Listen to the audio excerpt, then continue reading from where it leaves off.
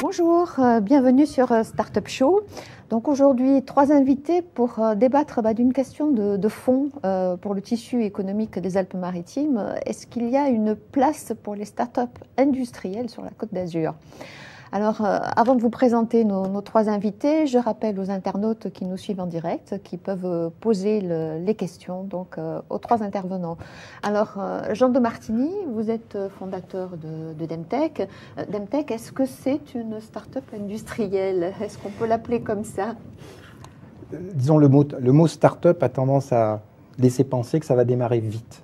Et je pense que l'industrie n'est pas tout à fait dans la même échelle de temps. C'est forcément un peu plus long. Donc c'est un parcours un petit peu différent apparemment. C'est voilà. Peut-être un peu différent. Donc vous êtes une jeune entreprise industrielle. Voilà, on est plutôt une jeune entreprise industrielle. Voilà, vous nous expliquerez tout à l'heure donc ce que vous faites et pourquoi donc vous êtes justement dans le secteur industriel, parce que vous avez un parcours un peu particulier, vous venez du monde universitaire. Ouais. C'est bien ça. Alors Daniel Sfessi, vous êtes président de la PIM. Oui. Alors la PIM, si ma mémoire est bonne, c'est l'association des partenaires pour la promotion industrielle méditerranée. Alors, votre mémoire est bonne. Voilà, c'est bon. Alors l'association, c'est quoi? Quelle est sa mission et combien vous avez d'adhérents? Alors, on va faire court parce que sinon on parlerait très longtemps d'elle. Oui, tout à fait. Mais l'association, donc aujourd'hui, c'est 130 adhérents, à peu près 13-14 000 emplois représentés donc, dans notre département, soit un tiers à peu près du tissu. Oui. Et surtout, comme vocation, mettre en relation les partenaires, c'est-à-dire les industriels qui en font partie, dans des échanges collaboratifs pour permettre soit des startups, soit des entreprises, dirons-nous, de bonne renommée, de bonnes factures, comme Thales par exemple encore aujourd'hui, de pouvoir se retrouver et collaborer ensemble dans le développement et les performances locales. D'accord, donc ce sont des entreprises en général de la Côte d'Azur, je crois. Nous restons humbles. Hein. On s'est attaqué au 06 il y a maintenant 18 ans de ça, hein, avec la PIM. On a pensé pouvoir élargir à la région, on n'aurait pas eu la capacité de le faire. Donc on s'occupe déjà de ce département et ça nous prend beaucoup de temps. D'accord, donc des relations de proximité. Absolument. D'accord. Alors Pascal Torres, vous êtes fondateur d'Osmose, mais vous êtes aussi adhérent de la PIM. Et en plus, on vous a demandé de venir parce que vous êtes animateur d'une nouvelle filière qui est née, je crois, au sein de la PIM, qui est la filière eConnect. Alors eConnect, c'est quoi? Alors eConnect, c'est issu d'un groupe de travail de la PIM. L'idée est de regrouper des entreprises industrielles, donc membres de la PIM, qui ont une de leurs activités qui est basée sur la partie éco-efficiente du bâtiment. Alors, éco-efficient, c'est-à-dire éco-efficience d'un bâtiment, c'est pour permettre à ce bâtiment d'être plus efficace à la fois énergétiquement, à la fois également en termes d'ergonomie et d'utilisation, donc d'apporter un plus pour les utilisateurs. Donc l'idée, c'était de regrouper les entreprises qui ont une activité dans cette branche au sein d'un groupe que j'exposerai tout à l'heure. Et je crois que donc il y en a un projet de vitrine donc sur le business pôle de Nice, c'est bien ça? Tout à fait. Donc l'idée c'est de faire un genre de showroom pour présenter les différentes compétences et ce que l'on est capable de faire tous ensemble au travers d'un showroom. D'accord. Alors c'est pas un hasard si on vous a réunis donc aujourd'hui tous les 3. C'est parce que vous vous connaissez bien, vous êtes tous les 3 adhérents de la PIM. Et surtout, bon, il y a une actualité, c'est-à-dire qu'il y a 2 jours, donc il y avait Industria. Alors Industria, c'est le grand rendez-vous des industriels de la Côte d'Azur. C'était, je crois, la 11e édition. Ça fait 11 ans qu'Industria... Voilà. Les communiqués que j'ai reçus disent qu'il y avait plus de 1500 participants. C'est un joli résultat. Voilà. Et il y avait donc, au sein d'Industria cette année, donc un pavillon des startups. Alors pourquoi Daniel Sfessi, et avait-il un pavillon des startups et quel était donc le but? Ça nous a paru évident. Chaque année, nous essayons de trouver, dirons-nous, une thématique qui est portée par la mouvance vraiment instantanée pratiquement. Les startups, on en parle depuis longtemps. Jean nous disait qu'on avait toujours une vision de structures qui développaient, qui explosaient. On a parlé des fameuses bulles également, qui malheureusement ont explosé également. L'avantage dans une startup, donc dans une jeune société qui démarre dans le domaine industriel, c'est de construire sur du solide. Peut-être Jean nous dira ce qu'il en pense dans ce rapprochement. L'intérêt pour la PIM de mettre les startups un peu en avant, c'est surtout de supporter toutes ces nouvelles idées, cette puissance de création que nous avons en local, comme elle pourrait être ailleurs. Mais ce qui m'intéresse, moi, c'est celle qui est en local, et plutôt de la voir partir une fois que l'idée a germé, de savoir la garder. Et savoir la garder pour la PIM, c'est la mettre en relation avec le tissu industriel. Quoi de mieux qu'industriel? Alors, est-ce qu'il y a beaucoup de start-up industrielles sur la Côte d'Azur? Alors, en regardant un petit peu la liste, moi j'étais surprise parce que j'ai trouvé qu'il y avait plus de services à l'industrie que de vraies entreprises industrielles. Alors il faut savoir quand même que le caractère industriel, c'est celui qui est le plus compliqué à aborder. D'abord, c'est le plus coûteux. Il demande des moyens très lourds, instantanément. Les moyens à mettre en œuvre, également humains, sont assez complexes parce qu'ils balayent un spectre très large entre la recherche et développement et la production. Ça vous laisse quand même une palette non négligeable, dirons-nous, de problématiques. Et c'est vrai qu'un jeune créateur, qu'il soit jeune de par l'âge ou pas, hein, mais un jeune créateur dans l'âme d'une entreprise, va essayer d'abord d'analyser la solution la moins compliquée pour démarrer. Parce que malheureusement encore, on reste dans un pays où le démarrage d'une société, c'est quand même une sinécure. Hein. On a beau dire qu'on a simplifié les démarches, ça reste très compliqué, ne serait-ce que le financement déjà. Hein. Alors, Demtech était présent donc, sur le salon Industria. C'était pas la première fois, je crois. La troisième. C'est la troisième fois. Et on a fidélisé. Voilà. Alors, qu'est-ce qu'apporte un salon comme Industria à une jeune entreprise industrielle comme la vôtre? Alors, le industriel, c'est un peu une vocation. Parce que moi, au départ, j'ai une formation d'ingénieur. Chimiste, qui plus est. Chimiste, je croyais que c'était électronique. Non, l'électronique est venue après. D'accord. Parce que j'ai pas eu de chance en sortant avec mon diplôme, c'était en 68. Et 68 a été une année un peu difficile pour les étudiants qui sortaient, en particulier en Lorraine, qui étaient sinistrés. Donc, j'ai été formé à l'industrie et au process. Du monde universitaire, et vous avez basculé. Et je suis venu au monde universitaire, on va dire, un petit peu, parce qu'à un moment donné, il y a des virages, quoi. Bon, la ligne droite, c'est les zigzags, on connaît maintenant. Et puis, ça m'a beaucoup plu, l'université, par la connotation enseignement. J'adore les gamins, donc ça me plaisait beaucoup. Ensuite, l'aspect recherche, c'est très motivant intellectuellement. Et comment on en arrive à l'aventure de la création d'entreprise? Je ne sais pas. Mais pour être franc, quand l'heure de la retraite a sonné, j'ai pas eu envie de m'arrêter. Donc, vous avez commencé une nouvelle aventure. Voilà. Donc, j'ai créé Demtech à cette époque-là. La difficulté de la création d'entreprise, aussi paradoxale que ça puisse paraître, c'est que finalement tout le monde sait faire beaucoup de choses. La question est de choisir qu'est-ce qu'on ne fera pas. Et la deuxième difficulté, c'est de bien se rendre compte que finalement il n'y a qu'une chose qui est importante pour une entreprise. Alors quand on a été fonctionnaire pendant 40 ans, c'est pas facile, c'est le client.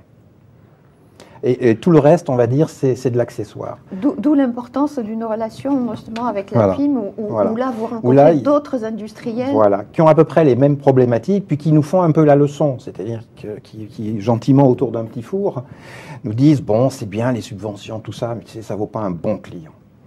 Oui, parce qu'il y a le problème du modèle, effectivement, la start-up industrielle. Start-up, on dit souvent, c'est croissance rapide, et c'est le parcours classique, incubateur, pépinière. Vous n'avez pas suivi ce parcours-là? Non, je n'ai pas suivi ça, parce que d'abord, je ne me sentais pas de démarrer si vite que ça. C'était un peu plus compliqué, parce que venant de l'industrie et ayant envie de retourner à l'industrie, on sait bien que les choses mettent un certain temps pour construire. On a l'impression que les choses explosent. Mais le premier téléphone, c'est quand même fin du 19e. Aujourd'hui, c'est devenu un jeu pour tout le monde, mais il a fallu un siècle pour mettre en place ce téléphone. Internet a mis 20 ans pour se développer et devenir l'outil que maintenant on utilise. Demtech, donc pour tous les internautes qui nous suivent, Demtech, que fait Demtech? Quelle est l'activité de Demtech? Alors l'activité de Demtech, c'est dans le monde de l'automatique, c'est-à-dire du contrôle de procédés. C'est ce qu'on appelle la supervision en automatique. C'est-à-dire qu'il y a un certain nombre de sites qui doivent fonctionner, qui peuvent fonctionner plus ou moins tout seuls, mais qui ont besoin d'un certain automatisme parce qu'on ne peut pas être tout le temps en train de regarder ce qu'ils font. Mais il faut les superviser et aujourd'hui, on va être amené à les superviser de plus en plus loin. Et on a une chance inouïe, c'est qu'en fait, il y a un réseau qui est devenu ubiquitaire sur le monde entier, c'est le réseau de téléphonie mobile. Donc on peut mettre en place une usine en Sibérie, on pourra la superviser de n'importe où. Et ça démultiplie énormément parce qu'il va falloir aller chercher de la matière première, chercher de l'eau, chercher des ressources. Et on va installer des petits sites de production, des petits sites d'extraction de ressources, des petits sites de gestion de ressources un peu partout dans le monde. Et il va bien falloir qu'on les surveille et qu'on les supervise. Donc justement, je crois que vous travaillez avec Osmose. Oui. Donc comment donc êtes-vous entré en relation et comment travaillez-vous ensemble, Pascal Thorez? Donc là, c'est plus sur la partie Osmose que eConnect. Ben, on s'est rencontrés grâce à la PIM, tout simplement. C'est aussi simple que ça. C'est aussi ça la PIM, c'est de pouvoir échanger entre membres et imaginer des choses ensemble. Ben, on a la problématique qu'évoquait Jean, c'est-à-dire que nous réalisons des installations pour des industriels dans le domaine du traitement de l'air ou de l'environnement du process. Ces installations sont de plus en plus complexes, ne sont pas forcément à côté de chez nous. Et même quand c'est le cas, on n'est pas forcément tout le temps sur ces installations. Donc on a les besoins qu'évoquait Jean, à savoir de savoir ce qui se passe, de savoir si nos installations atteignent le résultat escompté, est-ce qu'il y a des alertes, est-ce qu'il y a des dysfonctionnements, est-ce qu'il y a des dérives. Donc toutes ces informations doivent être suivies en temps réel et retransmises dans notre bureau d'études pour être analysées et réagir auprès de notre client. Alors, je crois que c'était en 2010, il y a eu le fameux livre blanc de l'industrie azuréenne. Il y a eu livre blanc au niveau national, livre blanc au niveau du département. Et si je me souviens bien, il y avait 2 préconisations sur ce livre blanc. C'était pour redynamiser le tissu industriel, c'était l'innovation d'un côté et la création de filières. Donc on le verra. Donc est-ce que justement les startups, c'est important, donc c'est elles qui peuvent apporter l'innovation. Je dirais que la start-up est importante, aussi importante que l'enfant qui vient de naître. On ne sait pas ce qu'il va devenir, mais s'il n'est pas là, on sait que ça ira pas. Mais est-ce que la start-up, justement, c'est ce petit ferment au niveau de l'innovation? C'est un peu l'enfant qui vient de naître. Donc c'est difficile de lui donner un avenir parce qu'elle va le construire. Il faut essayer de faire en sorte qu'elle ait un environnement pas trop hostile. Pour le reste, elle se débrouillera. Et puis, c'est elle qui va créer petit à petit son créneau, qui va essayer de s'adapter à son environnement, qui va essayer de comprendre quels sont les besoins qu'il va falloir apporter et servir, et puis essayer de le faire de la meilleure façon possible. Et puis ça prend un certain temps. Bon, on n'est pas trop start-up, on est plutôt jeune entreprise. Jeune entreprise. Un gland, mais 20 ans pour faire un chêne. Et oui. J'insiste sur la durée. Daniel Spécy, oui, l'innovation, j'aimerais bien que vous répondiez là-dessus. Moi, là, je module un peu. On nous parle d'innovation à tort à travers, étant vraiment aujourd'hui l'obligation vraiment centrale pour que notre pays puisse retrouver de la compétitivité en particulier. L'innovation, on ne peut pas la rattacher simplement aux startups. Parce que d'abord, c'est exactement, je me base sur des faits précis. Le temps qu'il faut à une startup pour réellement, et je parle surtout industriel, pour pouvoir amener vraiment une bonne récolte, donc avoir un développement sur le savoir et éventuellement sur l'emploi, va se compter non pas en mois, mais plutôt en années. Et d'ailleurs, ça sera sa richesse et sa force. Les entreprises qui arrivent à exploser en 2-3 ans dans le monde industriel, il y a un problème, où elles font que du commerce. Oui, c'est pour ça que finalement le modèle start-up n'est pas forcément croissance rapide adaptée. Mais par contre, aujourd'hui, une entreprise qui se crée, on l'associe à une start-up parce qu'elle va être confrontée aux mêmes problématiques que toute jeune entreprise. Et je reviens un peu sur l'innovation. L'innovation, c'est capital. Elle est chez tout le monde. Elle est chez l'entreprise qui a déjà un parcours bien établi. Et la remise en cause de cette entreprise, même si son modèle technologique ne sera pas forcément différent, sa remise en cause globale dans son fonctionnement, dans son management, dans ses ressources humaines, avec la RSE, enfin dans son modèle général, c'est de l'innovation, c'est du développement. Aujourd'hui, le blocage qu'il y a en France, il provient de la stagnation de toutes ces richesses que l'on garde un petit peu sous cloche parce qu'on a peur du lendemain. La peur, en France, c'est viscéral. Pour vivre eux, ils vont cacher. Tant qu'on peut, on se cache au maximum. Et puis, si éventuellement on peut ne pas bouger dans les périodes de turbulence, c'est encore mieux. Mais le problème, c'est que le modèle, il se bloque à un moment donné et on a les soucis qu'on a aujourd'hui. Alors, Pascal Thorez, donc eConnect, c'est de l'innovation.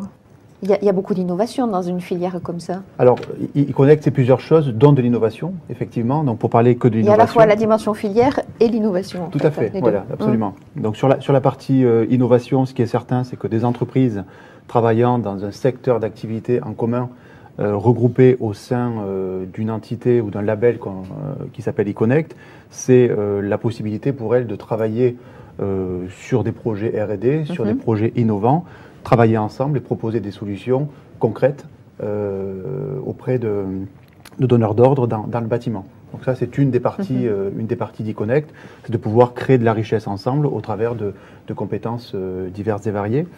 Un autre aspect qui est plus, je dirais, la notion d'offre globale, c'est qu'aujourd'hui, le bâtiment éco-efficient, tout le monde en parle, mais ceux qui sont en charge de le faire sortir, de le créer, sont confrontés à des choix qui ne sont pas évidents, liés à l'hétérogénéité des systèmes. Donc il faut plusieurs compétences en fait. Donc il faut plusieurs compétences qui n'ont pas forcément l'habitude de travailler ensemble, qui ont chacun leurs standards, qui ne communiquent pas forcément entre eux, hein, ces standards, qui n'ont pas, je dirais non plus, forcément envie d'échanger de façon naturelle avec les autres.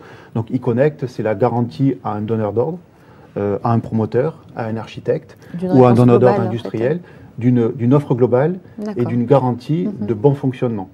Et c'est en fait une fédération d'entreprises qui mettent ensemble leurs compétences pour être complémentaires et apporter justement une solution globale. Tout à fait, voilà, absolument. Et on va même plus loin. L'objectif aussi, c'est d'optimiser les coûts. C'est-à-dire que si, pour parler très concrètement, hein, mettre un capteur de présence qui permet d'allumer la lumière, mettre un autre capteur de présence pour allumer la clim, et le même pour asservir la détection alarme, ben, au final, si on n'en met qu'un au lieu de 3, ça coûte moins cher. Et est-ce que c'est nouveau dans les Alpes-Maritimes, un fonctionnement comme ça en filière? Est-ce que c'est quelque chose qui n'était pas dans la culture de l'industrie azuréenne?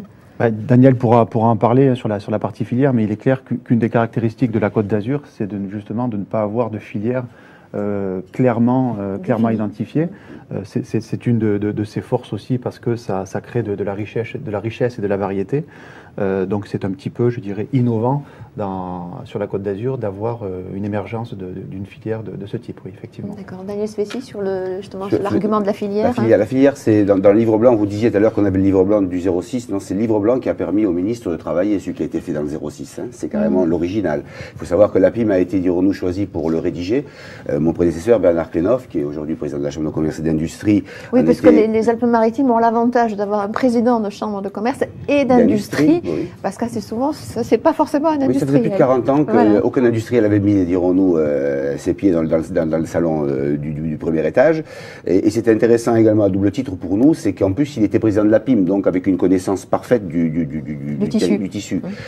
Et la notion de filière, on l'a évoqué dans le livre blanc, on a parlé même de chasser en meute. C'est un mot qui est revenu et qu'on a écrit clairement dans le livre blanc, non pas du côté trivial de la chasse, mais on savait très bien que l'unité des forces que nous avons tous ensemble serait bien plus pertinente et visible si on était un groupe, efficace si on était un groupe, que si on l'est pas. Et l'idée de Econnect est apparue à ce moment-là. On s'est dit, qu'est-ce qu'on pourrait mettre en avant aujourd'hui dans les technologies où il y a de la demande. On a EcoValley, n'oublions pas quand même, qui est dans les starting blocks. On s'est dit, si on devient, dirons-nous, pertinent sur un domaine, on pourra l'être sur d'autres. Et on a démarré avec Econnect, et Pascal donc a pris en charge ce projet parce qu'il en est quand même le chef de file, et on s'est rendu compte que ça s'est construit au départ autour d'une amitié à travers des métiers complémentaires. C'est devenu une force de frappe. Maintenant, est-ce qu'elle aura jusqu'au bout, dirons-nous, cette force qui lui permettra d'être prépondérante dans notre région? Je l'espère, parce que on est souvent confronté à des marchés qui sont vraiment potentiellement traitables dans le 06 et qui se font avec des gens qui viennent de l'extérieur. Et ça, on l'a un peu mauvaise, nous, les industriels. Donc, le but, c'est justement de pouvoir aussi, ensemble, conquérir de nouveaux marchés, c'est ça, hein? Bien sûr. Et puis affirmer un savoir-faire. On a un savoir-faire aujourd'hui qui est largement... Mais qui est méconnu, apparemment. Mais voilà, qui est un peu squeezé, j'ai l'impression. Apparemment, l'herbe est toujours plus verte à côté. Et on aimerait bien qu'on se rende compte qu'on a de belles pelouses ici aussi et qu'elle est aussi verte qu'ailleurs. Alors, jeunes entreprises donc industrielles. Donc, je vais vous donner la parole 2 minutes, de Martini. Vous allez nous dire, quel est le projet de Demtech, de son activité, et comment vous voyez le futur. Ensuite, on abordera donc la partie interactive questions-réponses. Alors, 2 minutes, Jean de Martini, le projet de Demtech. Alors, le projet de Demtech, c'est un petit peu d'exploiter ce qu'on sait faire, parce que c'est un peu toujours pareil. On a rassemblé un certain nombre de compétences, il faut essayer de les exploiter pour apporter un service. Alors, on a identifié 2 types de services. Un premier service qui est effectivement la supervision à distance, puisqu'il faut profiter quand même de cet apport des télécoms qui se développe, qui qui se répand, qu'on va trouver dans le monde un peu de partout. Donc ça va être aussi des opportunités d'exportation. Donc créer ce savoir-faire de la communication industrielle sur du réseau qui au départ n'était pas vraiment fait pour ça, mais qui le supporte tout à fait bien, ça va permettre effectivement de créer cette activité transversale qui est la supervision à distance. On en parle beaucoup, mais c'est pas si facile que ça à mettre en œuvre. Donc on apprend à le faire ici petit à petit et c'est une potentialité qui va pouvoir se créer. Et ça peut se décliner sur différents services. L'aspect supervision industrielle, c'est-à-dire qu'on a choisi, parce qu'il faut bien choisir quelque chose, de ne pas s'attaquer aux applications grand public. Donc on s'est cantonné au milieu industriel, c'est-à-dire au milieu de l'infrastructure, donc quelque part le milieu caché, mais qui fait que les choses marchent. Et il y a un deuxième domaine dans lequel il va falloir faire quelque chose, c'est le monitoring environnemental, parce que la ville, c'est un écosystème qu'il va falloir petit à petit superviser, un peu comme on supervise un atelier, une usine. Ici, créer de la richesse, ici, créer des ressources, il y a des gens qui y vivent, il se passe plein de choses, un peu comme dans une usine, et on va être obligé de la superviser de la même façon si on veut que ça déraille pas. Il faut que les gens se trouvent bien dans la ville, sinon ils vont partir. Donc ça, c'est le deuxième aspect, et c'est là où on a développé ces fameuses oreilles de caméra qui sont la première étape vers ce monitoring urbain. Mais là encore, on a fait une erreur, hein. On a voulu faire démarrer trop vite il y a 2 ans. C'est pas mûr. Il faut que les choses se fassent les unes après les autres, que les marches se franchissent les unes après les autres. Il faut montrer qu'une idée est valide, implémentable, fiable et utile pour que, les utilisateurs l'acceptent et soient prêts à faire le pas suivant. En tant que start-up, on avait de temps en temps poussé le bouchon un peu trop loin, trop vite. Et ça, on s'est aperçu que ce n'était pas une bonne idée, qu'il fallait mieux respecter les rythmes. Alors, juste deux précisions, justement. Oui. Vous avez présenté 2 nouveaux produits sur Industria, donc les fameuses oreilles de caméra. Oui. Alors, expliquez-nous rapidement. Donc, je crois que c'est utilisé pour la vidéosurveillance. La vidéosurveillance, collectivité locale. Alors, c'est collectivité locale, collectivité territoriale et éventuellement site industriel, puisque eux aussi peuvent avoir de la vidéosurveillance à faire. En gros, quand il faut superviser un grand site, on est un peu comme les humains, quoi. Il y a des yeux. Mais les yeux suffisent pas. C'est toujours pareil, parce qu'on ne voit que ce qu'on regarde. Et on a des oreilles qui sont capables d'écouter dans toutes les directions. Et quand on veut alerter quelqu'un, qu'est-ce qu'on fait? On l'appelle, il se retourne et ça y est, il nous voit. Donc on s'est aperçu qu'effectivement, une des limitations de la vidéosurveillance, c'était le fait que la caméra ne voyait que ce qu'elle regardait, que l'opérateur faisait du mieux qu'il peut, mais il avait beaucoup de caméras sous sa responsabilité et qu'il n'en voyait finalement pas beaucoup. Donc c'est comme ça qu'est germée l'idée, si les caméras avaient des oreilles, elles pourraient alerter l'opérateur qu'il est en train de se passer quelque chose, peut-être. Bien, on va lancer maintenant la session donc questions-réponses, un petit jingle donc et on aborde donc les questions des internautes.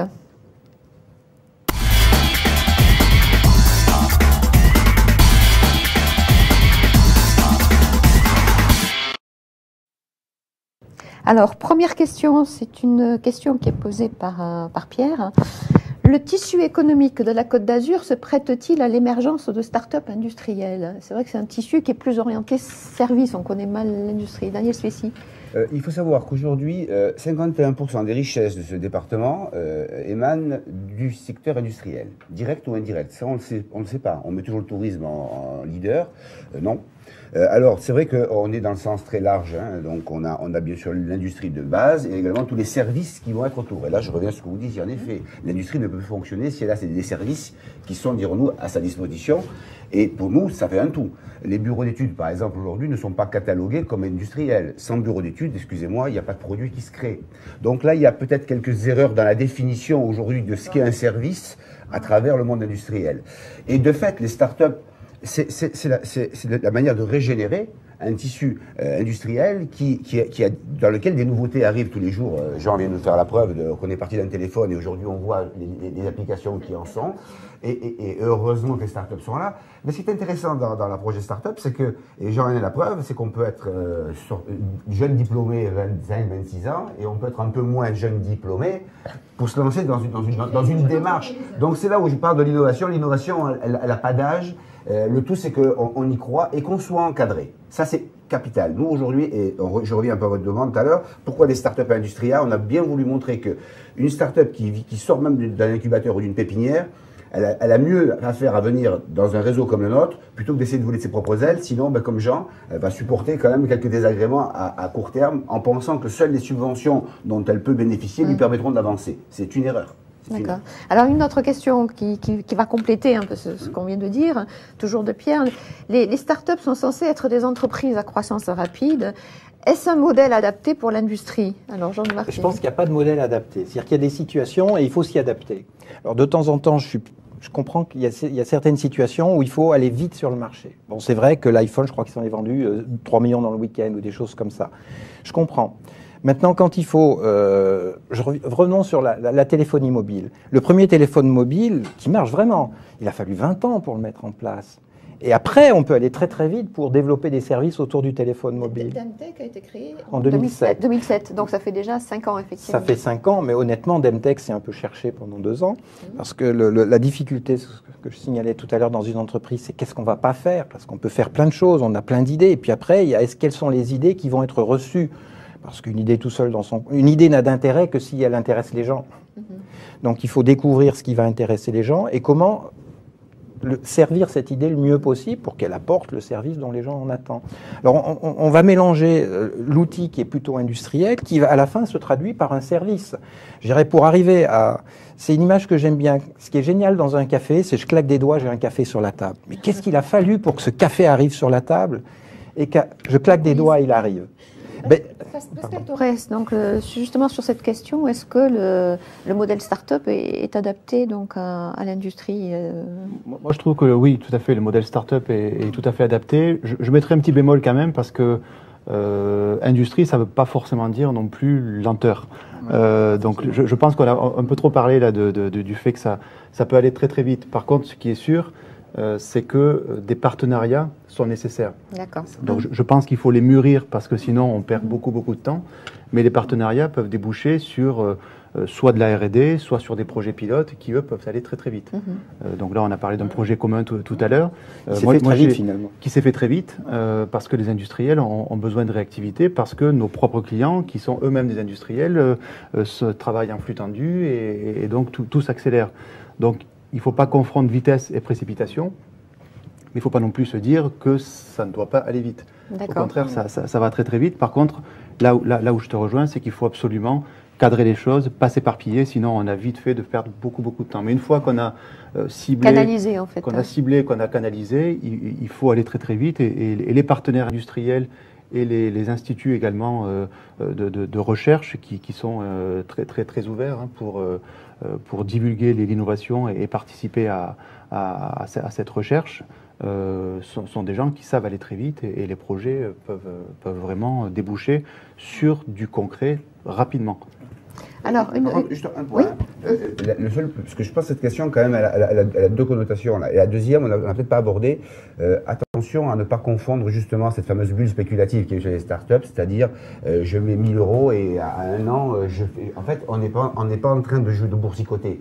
Dans un monde industriel, comme vient de dire... On ne fait pas un coup, en fait. Voilà, comme dit Pascal, on construit un projet. Il peut être très rapide. D'ailleurs, s'il n'est pas rapide, on est mort, parce qu'on va très vite. Hein. Un véhicule aujourd'hui, au bout de 4 ans, il est déjà obsolète. Avant, il en fallait 20. Voilà. Donc tout ça, ça va vite. Attention à ne pas confondre cette approche purement mercantile de la start-up, c'est-à-dire j'en fais un outil de spéculation financière. Non. Si on part dans l'industrie, c'est pour construire. On construit dans le dur et dans le temps. Et voilà. Et là, on devient très fort. D'accord. C'est là juste où je disais que se raccrocher à d'autres industriels pour des projets concrets, c'est ce que tu disais, c'est qu'à un moment, au bout, il y a un client, un projet, un aboutissement, et c'est réellement une application qui fonctionne, même si elle n'est pas, je dirais, terminée à 100%, mais au moins il y a vraiment du concret qui avance et non pas de la spéculation en imaginant qu'il y a du concret qui se réalise.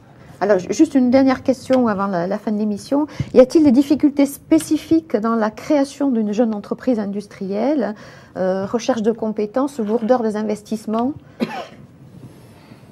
Oui, il y a des difficultés chaque fois qu'on a un projet. Je dirais que c'est pas facile. C'est pas spécifique. Non, c'est pas spécifique à une start-up. Disons, tout projet demande un certain. Je pense que les gens qui vont faire le Vendée Globe, ça doit pas être de la tarte d'arriver à se faire construire un bateau, de mettre en place la nourriture qu'il faut. Dans le cadre d'une entreprise industrielle, est-ce que ça suppose, je sais pas, en termes d'équipement, de machines, est-ce qu'il faut des investissements importants ou vous pouvez faire appel de la sous-traitance en fait? Je dirais que la première chose, c'est qu'il faut arriver à équilibrer les ambitions et les moyens. Il ne faut pas rêver qu'on va avoir des moyens si on ne peut pas les avoir. Donc il faut équilibrer les deux. Si on arrive à avoir des investissements, on ira un peu plus vite, un peu plus fort. Si on n'a pas forcément les investissements qu'on voudrait, les clients sont au bout du bout nos meilleurs investisseurs finalement. D'accord. Juste une question par rapport à ça. Clients, les meilleurs investisseurs. Est-ce qu'on est dans une logique de levée de fonds pour des startups industrielles? Ça pointe. Moi, je suis fortement, dirons-nous, aujourd'hui contacté par toutes ces structures qui sont prêtes à, dirons-nous, à jouer le jeu. Les fonds d'investissement. Vous savez, ces fonds d'investissement, ils suivent en fait, entre guillemets, la tendance. Aujourd'hui, on sait que l'industrie doit reprendre des parts de marché. On est à 14% sur la valeur globale nationale, où les Italiens sont à 22%. On sait que les grandes structures financières qui nous ont déclassés il y a très peu de temps mettent la barre au minimum à 20%. Donc il va falloir qu'on progresse. Donc comme par hasard, vous avez ces personnes qui aujourd'hui s'intéressent bien plus à l'industrie qu'elles s'intéressaient avant. Et elles sont prêtes à financer aujourd'hui facilement. Donc après, il faut voir le montage, s'il est dirons-nous convaincant ou pas, mais elles sont prêtes à financer facilement toute structure qui a un projet qui est innovant, mais pas forcément dans le produit exceptionnel, mais qui est innovant sur la demande du marché actuel. À partir de là, chacun en fera ce qu'il en voudra. Je ne dis pas qu'il faut forcément aller vers ça, mais voilà, la tendance étant dans ce sens. Voilà, c'est un levier et la BPI qui va arriver va peut-être en être un autre, donc bon, on verra un petit peu tout ça. C'est un levier. Alors donc on arrive là au terme de notre émission. Je vous remercie tous les trois d'avoir participé. Donc en conclusion, on peut dire que l'industrie est un secteur d'avenir.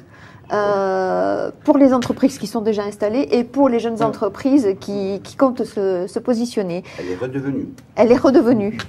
Et même dans les Alpes-Maritimes. Mais encore plus dans les Alpes-Maritimes. Voilà. Donc pour les internautes qui nous suivent, donc je rappelle qu'on peut revisionner cette émission donc sur notre site Startup Show et je vous donne rendez-vous donc dans 15 jours. Merci, à bientôt. Merci. Merci.